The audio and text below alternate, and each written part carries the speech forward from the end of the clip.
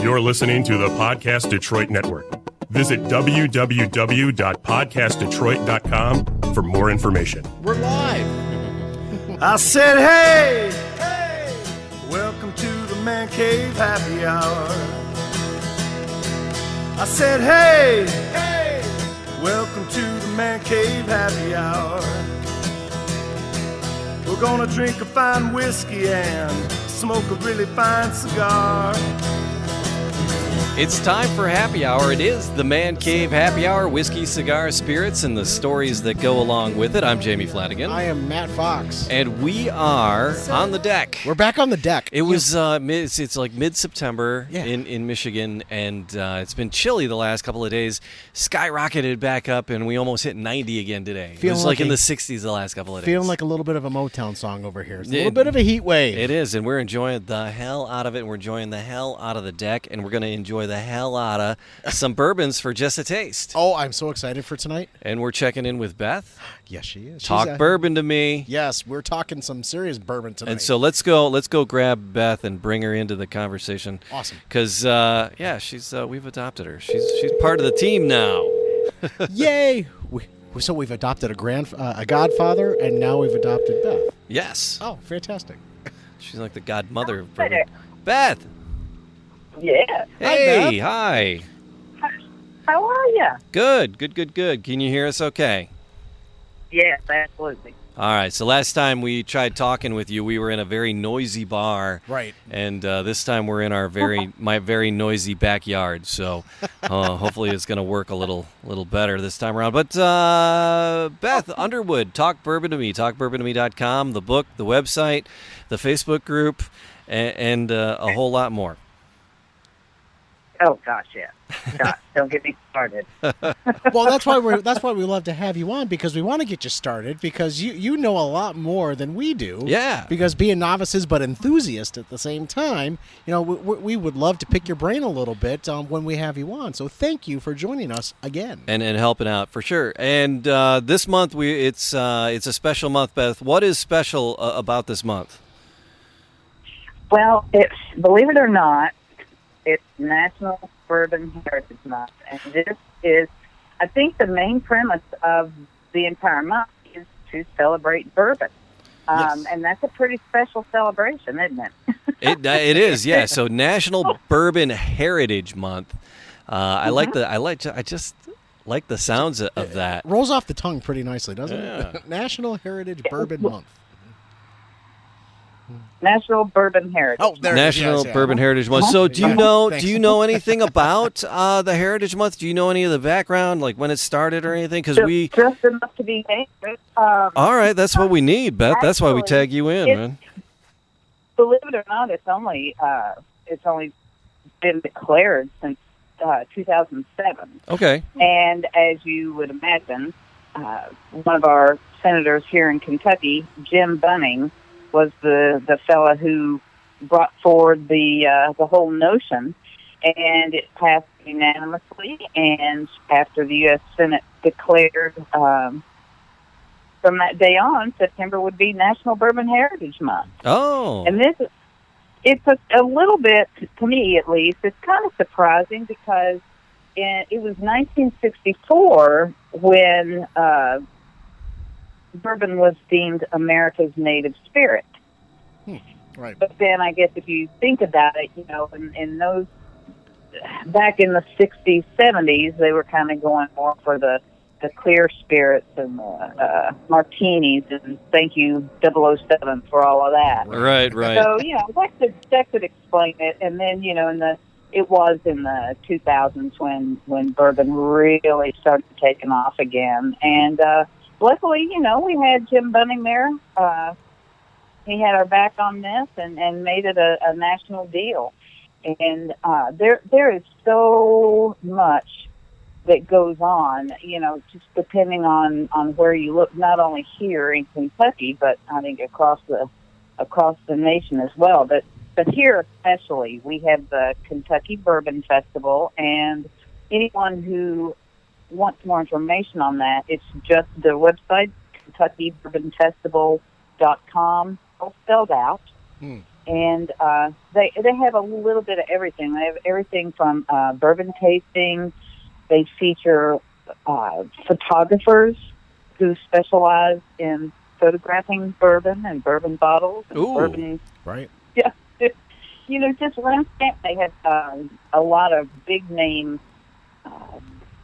musicians in for the event, Okay. and they also have barrel relays where I'm not sure how many are on the team, but you take a 500-pound barrel and you roll it through this obstacle course, eventually getting to this little mini rick house type structure. Of course, you have to get your barrel hoisted up onto the rick house. So, Wow. a lot of fun to be had. Yeah, is that the same festival as the Bourbon and Beyond Festival? That's the music festival that's happening in a couple of weekends? Is that the same thing that you're referring to? Yeah. Yay. Okay, so yeah, Bourbon and Beyond. Yeah, it sounds like a big party down there. We were toying with the idea, but Well, and school's getting in the way. So Well, that's true. And I think last year their big deal was rain. I think we had tons of flooding. Yes.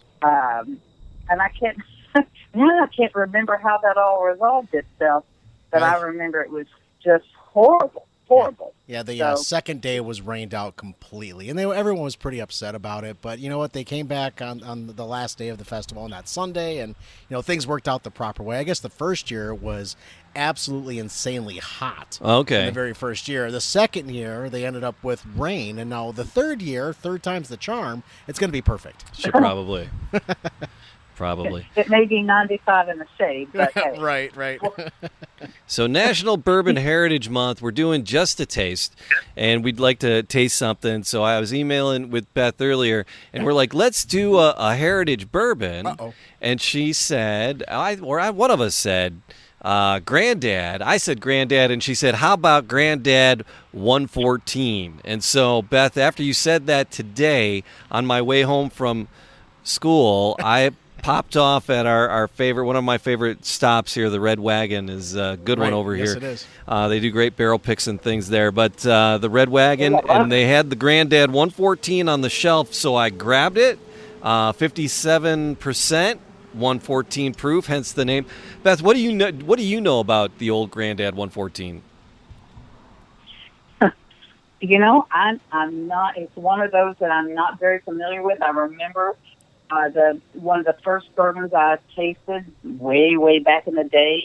The orange label stuck out in my mind. Sure, but you have you said you had a bottle of this. So have you tried this? Because Matthew and I haven't tried this. We haven't even cracked it yet. So have you tried this before? Nope. Oh, excellent. All right, so we're trying it all together. I love this. All right, Beth, this is great. Mm-hmm. This is wonderful. So Jen and my friend Jen and Patrick have joined us in the chat room. Fantastic. Thanks for joining us, guys. Pat, if you can get over here in the next 20 minutes, then you can have a pour as well. Jen, you too. Jen's even closer. I know Jen's like super close. I'm so eager. I'm using my teeth to open this. For people on Facebook Live, they're watching me try to crack this with my teeth. Well, you are not very. I'm hungry. You're not very adept at that, No, I'm Matthew. not. So, Matt, I'll open this up. Matt's got a little bit of the mash bill and a little bit of the information. Matt, what do you got there on the old Granddad 114? On the old Granddad, well, the classification of it is actually a straight bourbon. So it is distilled at the Jim Beam Distillery. Okay. The proof on it is showing at 114, but the mash bill is very important. A lot of folks want to learn what a mash bill is about on the bourbon that they're drinking. So the old Granddad 114 is actually sitting at, Beth, is at 63% corn, 27% rye. So when you hear that, I'm thinking a little bit of spice might be involved Sweet, on yeah, that. some sweet there. And then 10% is the malted barley. So I'm kind of interested, seeing what the spice would be at with the amount of rye, the 27% rye that's on this. So the old Granddad is part of the Jim Beam family? Yes, that is where it is distilled at, is the Jim Beam Distillery. Okay. And it as of 2017, it kind of MSRP, the MSRP is around $20, $29, $30, depending on where you go and where you buy your favorite bourbons and whiskeys. So... Mm-hmm. It's an ongoing release, so it'll continue to come out. But the color on it is really a dark amber mahogany color almost. It's kind of gorgeous, yeah. And the packaging is kind of nice. It's got a little faux seal, Yeah. like a stamp, a seal on it, and yeah.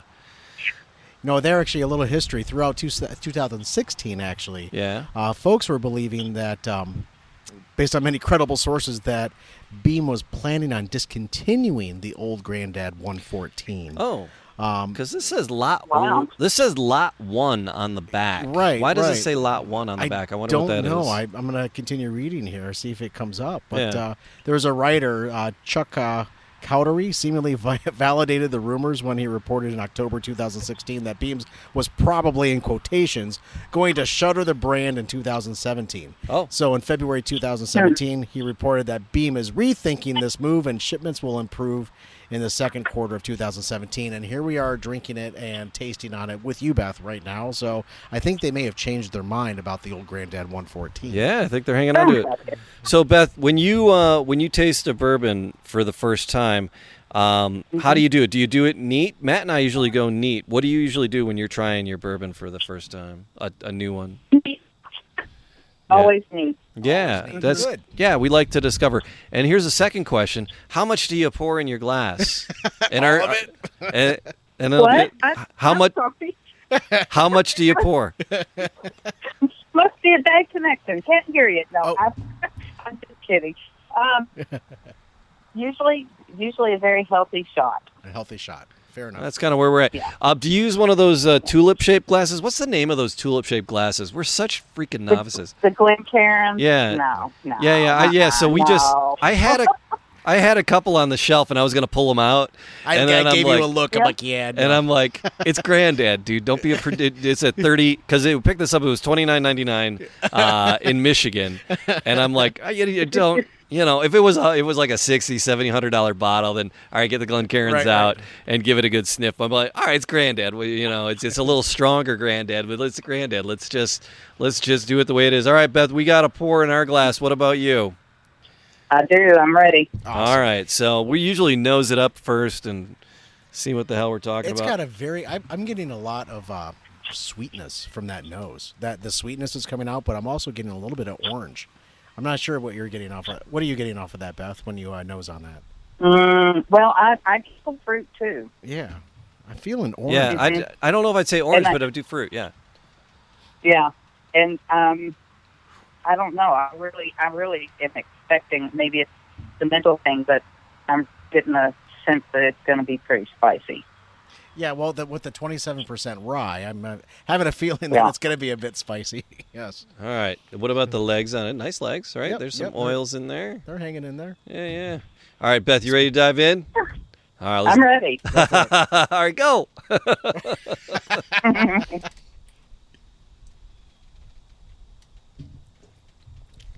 The spice is definitely there. Yeah. You get a lot of cinnamon. Yeah. There is that cinnamon does hit you right away. It hits me right away.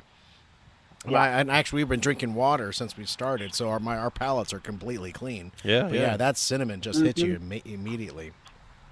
But I it- like cinnamon. I like cinnamon, so this is appealing to me. Yes, but it's a But I liked bacon, and we tried that bacon Oh my bourbon, gosh, and I was right. like, oh, this is great on my first sip. And it was by like the third sip, and I'm like, yeah, okay, not I so can good. see why they're not going to order another bottle of this. The bar, we had finished it off when we ordered it, and I was like, so I don't know if I'll when I get to the end of the glass, if I'll be as happy with this much cinnamon. right. Well, I'll tell you, it's got a Clove? Are you getting any clove? I get a little. You see that for me, that's that fruit, but it's a very firm fruit. Yeah. At that, so a melon maybe. Yeah. Mm. But it does. The finish does stick around for a little while because I've only had one sip, and that finish is still nice and warm. Right. It really does coat my throat really nice, and it's really hanging in there, and that cinnamon still is lingering, and it's an enjoyable cinnamon. I'm for with me. you. Yeah, it's an enjoyable cinnamon. Well, that's nice. Don't discontinue it, Yeah. please. So, I mean, that's a reasonably priced. If somebody's looking Yeah. for a spicy, flavorful bourbon, I think this would fall in a spicy, flavorful. Beth, do you do ratings on bourbons at all? Do you understand the whole? Do you understand the whole ratings? Because it's like I give it a 92, and I don't understand any of that. Do you? No, Are no, I run far away from that. I mean, I either like it or I don't, Yeah. Or maybe it's just okay. But this does seem like so far, you said, boy, that spice does really, really linger. Mm-hmm. Yeah. But it's not that. I tend to like a higher rye in my bourbons. It's got that high mash bill. It really does have the high rye mash bill. So that's where that spicy is. It's one of the unique things I think about the Old Granddad. Yeah. 114. I'm not getting like a lot of ethanol in it, so it's I'm not getting the ethanol-y taste. We were doing scotches the other day, and I was getting some ethanol on the one, and but this I'm not really getting that in this, which is good because that makes me feel like it's I feel like it was either rushed or I don't know. I just it wasn't aged or something. When you get that ethanol, but I'm not getting it here, and I'm glad. And again, because sometimes on that lower, because it's only, like I said, the shelf price here in Michigan was $29.99, and every place is different with taxes. But this is a nice little spicy drinker. Yeah. No, this is something that would be nice to probably finish your night with instead of start your night out with. Yeah. Because you're probably been doing I agree. Yeah, doing the lighter stuff in the beginning of the night, but this is a good finish for an evening, I think. So as inappropriate as we are, Beth, we have a rating system. And it's kill, marry, screw. It's kill it. It's dead to me.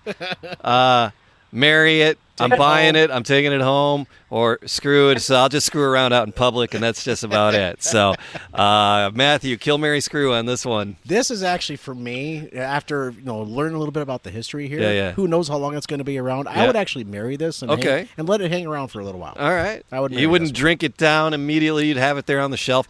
Again, This is a nice. I like having a bar. Yeah. And I like having a lot of different bottles on it. And this is a different little bottle, and it's the color of the bourbon itself is great. Mm-hmm. I already married it because I bought it and I brought it home, but I'm glad I did. Mm-hmm. I'm not going to trade it off or so I'm glad I did. Take it home, or What about you, Beth? Where are you at with it? Would you? Where are you at with it? Dude, I'm gonna have to go marry it too. Hey, we got 3 for there 3. we are. Fantastic. It's unanimous. Yay. Yay! So, Beth, anything new on the website or on the books? You said you've been busy and have been away from bourbon a little bit, but what's new and groovy with your book, right? So you got tell people, because who knows when people jump in. Tell us a little bit about the books you have available and what's coming out next. Oh, sure. Talk Bourbon To Me 1 and 2 are out and available now on Amazon or through me. Mm-hmm. And we have a really active Facebook page, too, that I wanted to mention. It's the facebook.com // whatever it is, Talk Bourbon. And one of the things I think, this is what I want to say about Talk Bourbon 2 right now. I have had recently several people that have approached me on doing some distillery tours here. And for anybody who doesn't know, as far as I'm concerned, this is the time of year that you make your plans to get to Kentucky. Spring and summer, it's great year round, don't get me wrong. But in the fall, you have such an opportunity to come in and experience the crisp fall weather, which, it's usually still pretty warm, but the changing leaves, it's just an entirely different atmosphere. You've got Keeneland going on, and it's a perfect time of year to tour bourbon distilleries, if you ask me.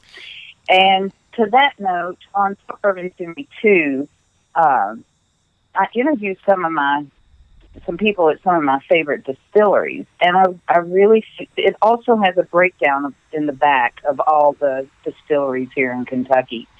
And I really feel like that gives anybody that might be wondering about a tour a really good sense of where they might want to go, where they might want to start if this is their first time. I think it's a really good book for that. And not only that, there's space if you get the paperback version, there's space at the end of each chapter to take your notes while you're on the distillery tour. Oh, that's great. Yeah, so it's a kind of a cool way to dig into bourbon, depending on what you know. Again, as we've discussed before, I don't claim to be an expert. There are other people that are out there that are just doing a bang up job.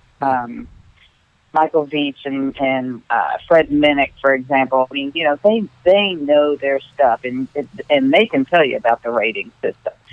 I'm here, right. It's sort of we're here as the tailgaters. Yes. And yeah, certainly, I think we know our way around bourbons, but I think we're a little more relaxed about it, which is obvious because none of the ports are Glencairns.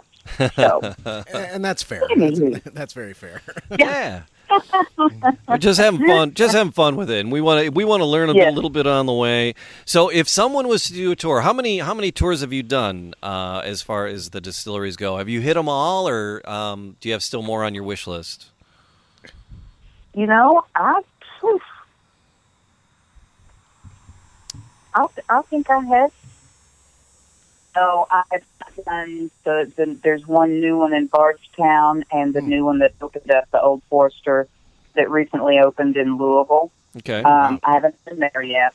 So, but I've hit a good majority of them. Mm-hmm. Nice. Okay, so out of all of them, if somebody's coming and they only have an afternoon, their wife's only going to let them go to one. This is a fair question. Which one would be the one? It's like you should do this. Well, first of all, I think you have to say, okay, how about one group? Okay, and you say we'll hit two. Sure. And I think the way you get away with this is that you say these two are so related that it really only counts as one. There you go. That's the sell. And you start at Buffalo Trace, and when you're done there, you head over to Castle and Key. Okay. Right. To me, that is, you're talking the home or the homes rather of Colonel Taylor, who's he's the father of bourbon hospitality. Yeah. Where else is there to start, as far as I'm concerned? Right. And there's something very, very special about both of those locations. Not to take anything away from any of the other distilleries. Maker's Mark, if you wanted a single choice, beautiful, beautiful grounds. Yeah. But as for me, I'd probably start right there at Buffalo Trace. Mm-hmm. Okay. Right. Yeah, and I'm a big fan of the Buffalo Trace. I love me some Buffalo Trace. It's an affordable one, but I actually like Buffalo Trace more than I like Eagle Rare. And Eagle Rare in Michigan is a couple bucks more than the Buffalo Trace, but I like the Buffalo Trace even more than Eagle Rare. I like Eagle Rare, but the Buffalo Trace, if I had the two in front of me, I'll take the Buffalo Trace every time. Fair. Every time. Are you a Blanton fan? Yes. Yeah. So she's got my number. Yeah, she does. All right, so Beth made a suggestion, and I blew right past it. People listen to this whenever podcasts happen. It's on demand, so who knows when people will listen. But we are here. Today is September 10th, so tomorrow is 9/11, yes. September 11th. Beth, and you had a suggestion. What did you suggest? Well, I think, and actually I have a quick little story, if you don't mind, that will set the whole thing up. I think it's only fitting to toast those who lost their lives, number one, and then who responded to such a horrific event. And one of those, if I could just tell you this quick little story. Please. Yes. Back right within just days following 9/11, there were small teams of Green Berets who were inserted on horseback into the mountains in Afghanistan. I don't know if you guys remember that or not, but they actually featured in a movie called 12 Strong. Oh, I remember. Okay, yes. Okay, so these guys come back, and several of them started distillery. Veteran distilleries are really, really taking off of late. But anyway, these guys started their distillery down in Florida, and it's named Horse Soldier, appropriately. Mm-hmm. And they came up with a special edition. Their bottles are actually molded from steel salvaged from Ground Zero. Okay. And you can get all of their bottles are poured into this steel from Ground Zero, and make this Horse Soldier bourbon. Wow. And you talk about, you can get. I think if you just search for Horse Soldier bourbon, mm-hmm. it will pop right up. And I believe the name of their distillery is American Freedom Distillery. Okay. You talk about a great way to really to tie their service and that day and sort of commemorate that in a way that keeps it all front of mind for all of us. Especially, we're looking at 18 years later, and the tendency for so many is to forget, to go on with our lives. So I just thought that was such a cool story. I wanted to share it with you. I love that. I love that. And no matter, because people, who knows when they'll listen to the podcast and they'll find it, no matter what time of the year it is, raising a glass to the men and women who serve, protect us in the police force, protect us in the firefighters. Yes. Just raising a glass to them, no matter what time of year it is, but especially here, the day before 9/11. Yes. Beth, thank you for bringing that to the forefront. I love that, and we're going to get that bourbon and give that one a try as well. So yes. Once again, let's do this, and let's say cheers. Cheers. To Thank you those so people. much. Cheers.